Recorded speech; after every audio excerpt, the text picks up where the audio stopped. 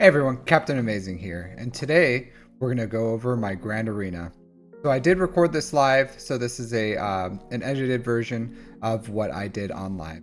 So let's go ahead and jump in to the fight.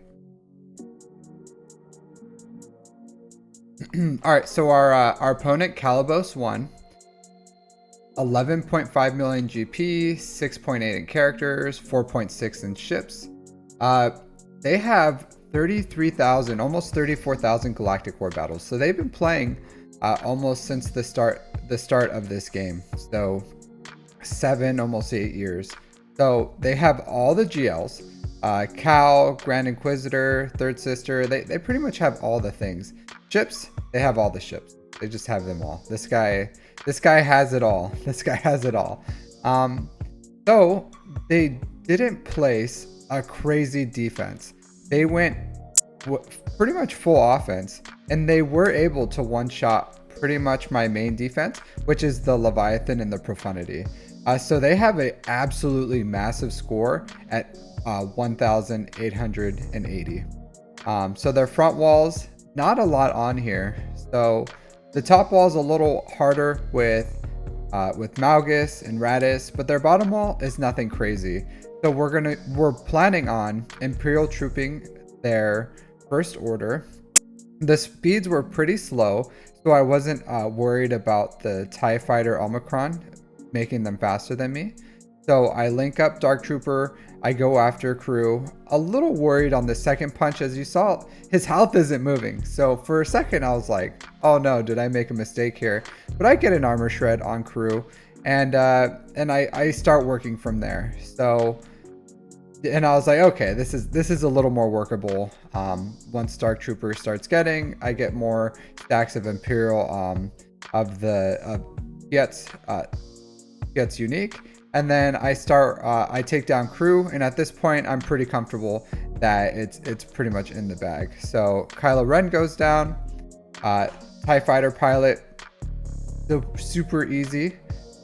First Order Executioner, I go for him next. Nothing too crazy as far as one punch, one down.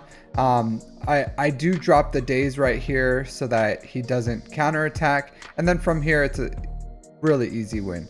So really, max banners, no problem here. Next, we have Mon Mothma. I'm just going to Wampa this. I do put a Datacron on there. It's a pretty, just a little bit of survivability. Nothing too big. My Wampa lately, I think I need to bump up his health or something. Because sometimes in this fight, it does get a little bit dicey. And I think this shouldn't be an issue even with Kyle Katarn. So maybe I need to look at my Wampa mods or something, because R5 up in Kyber has been a little worrisome, so that's why I put a little bit of survivability on the Datacron. And then if I go against something that's like a really high relic, General Grievous, then I throw on a really high survivability Datacron. And then so for their resistance, I decided just to do First Order. So this is a really good counter, especially if you have decent speeds. So I decided to go with Hux lead. I think it's great with TIE Fighter pilot Omicron. Just go all in on that BB-8. BB-8 can be really annoying once you start, if you're not able to take him out right away, because then he assists and then he calls someone else to assist, and then he has tons of foresight. So I decided I'm just going to take him out right off the bat. The rest of the team pretty much just falls from there. This isn't the hardest team. Maybe a lot of I really don't expect a defense like this in Kyber, especially Kyber 3, but you know, it is what it is, especially for such an established roster as this player has. So he had a Dad Bob Boba with some leftover bounty hunters here. So I decided to just take my bounty hunters on it. So I do put a armor shred on Fennec, and then I start working on IG-88.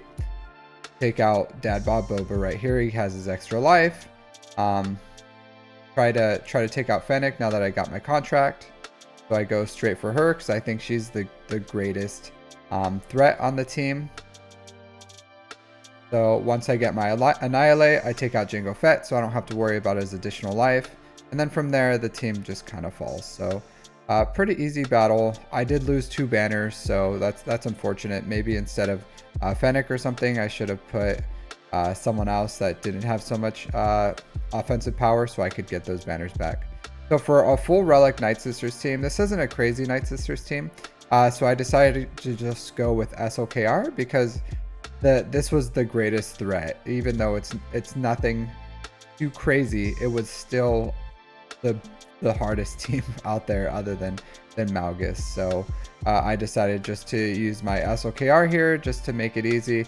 I go with Daka Night Sister. The great thing about Daka Night Sister with SOKR is as Night Sister Zombie is getting turn meter, her health is going lower and lower and lower as she revives, and then that just makes her that much easier to kill, because if anyone sneezes on her, she dies, and then she gets her taunt back up.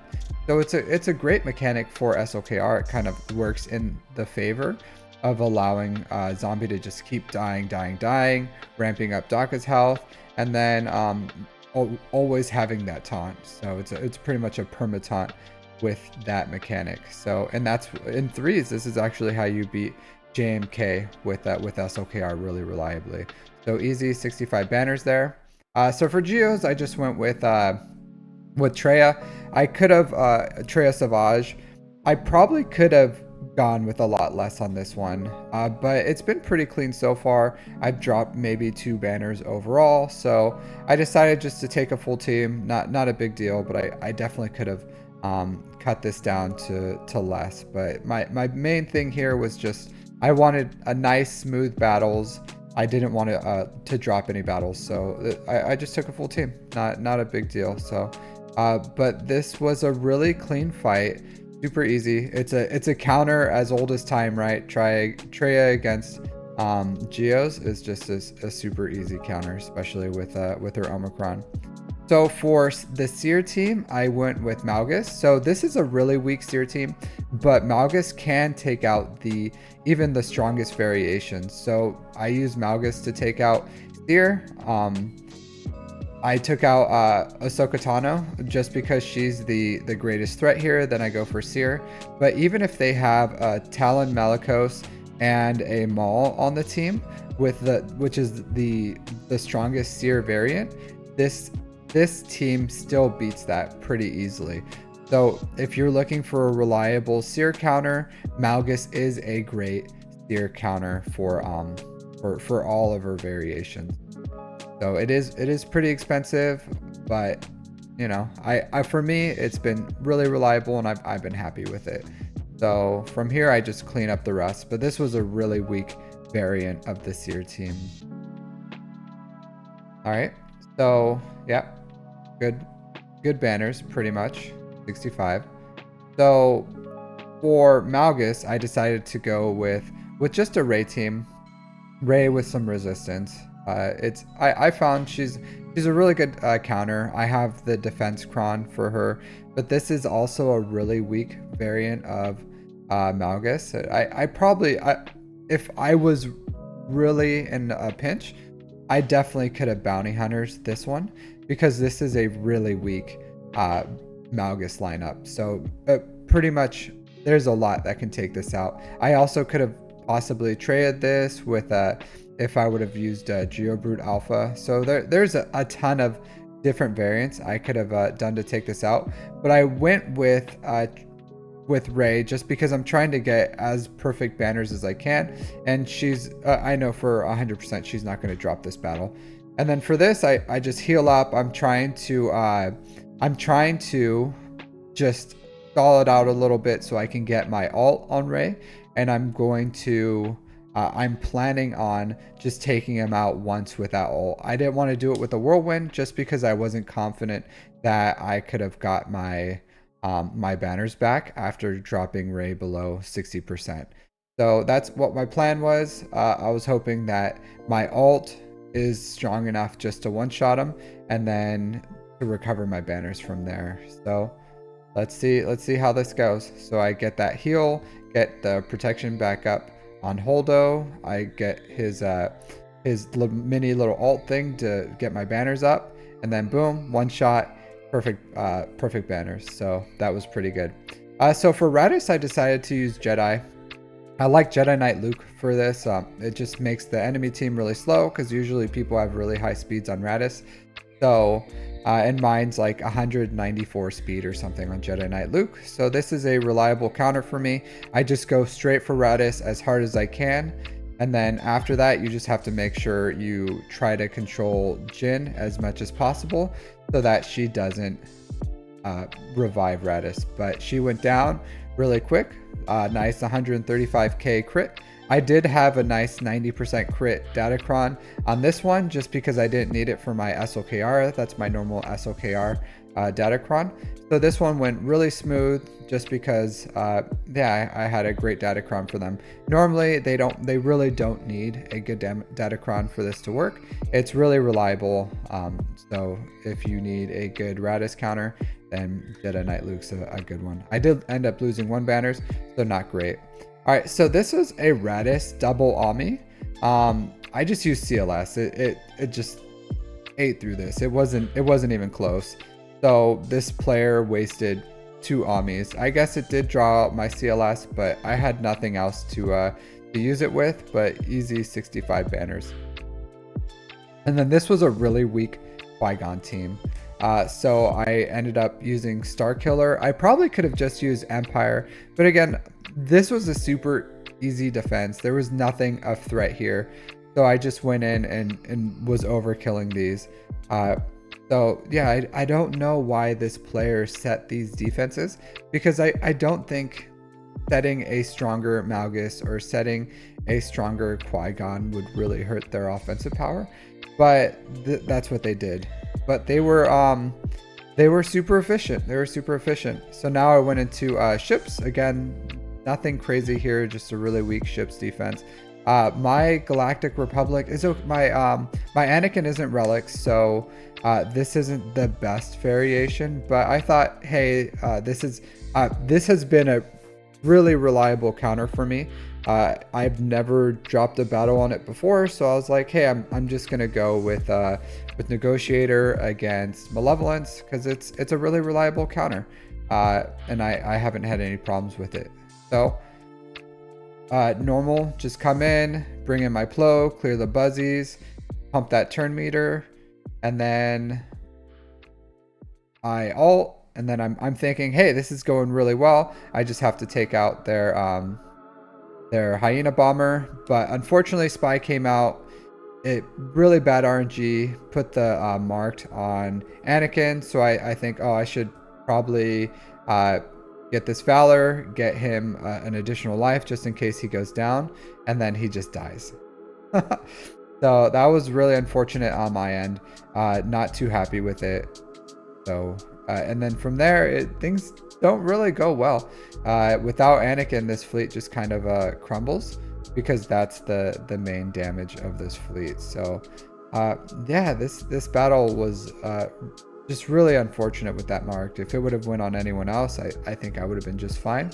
But yeah, I just don't end up getting this. So, and from here, my team just kind of crumbles.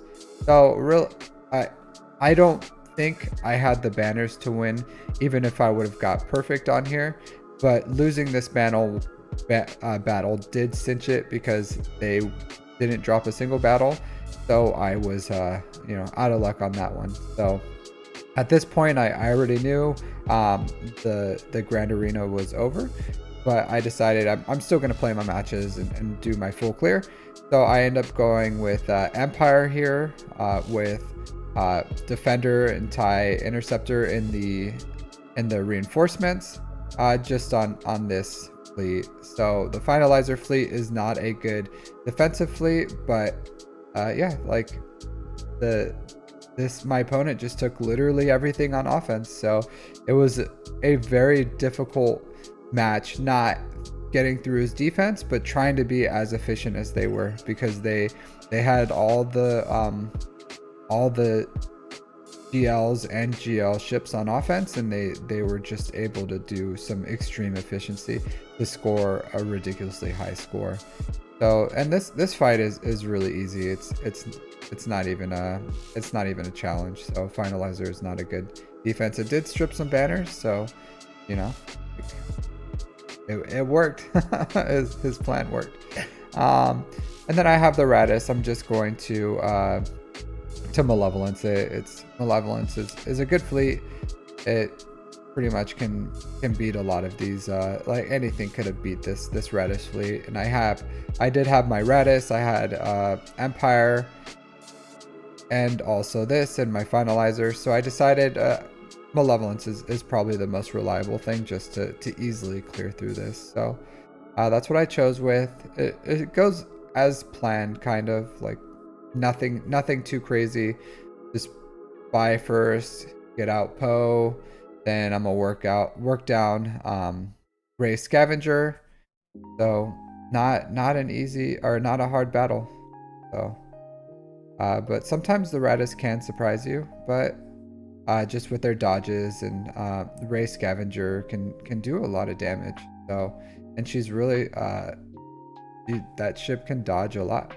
So yeah, but it was okay. This wasn't the cleanest battle. I did drop some banners again, so but not I decided not to do the reinforcements right there because I wanted to again save some banners. And from here it's already done. This isn't the hardest fleet, so I was able to work down the Radis from there. I did bring in another reinforcement just in case, just because the other two were looking pretty low, and I was like, hey, I'm just having some super bad RNG on fleets this time. So I got 65. Messy, really messy. I decided to go with the finalizer for cleanup. I think anything could have cleaned this up. I could have used any of my Radis or my Rebel fleet, but I was like, hey, I'll just do this. And then of course of course the spy got a dodge there, so I was like, okay, just my luck this time. But I knew it was pretty much over. I decided to lose my one more banner on there, and that was pretty much it. That's my Grand Arena, 1818 against 1880. Not a bad score. I'm not for being where I am, having 2 GLs in Kyber 3 going against accounts that are 6 years older than my account. I'm not upset with how things turned out.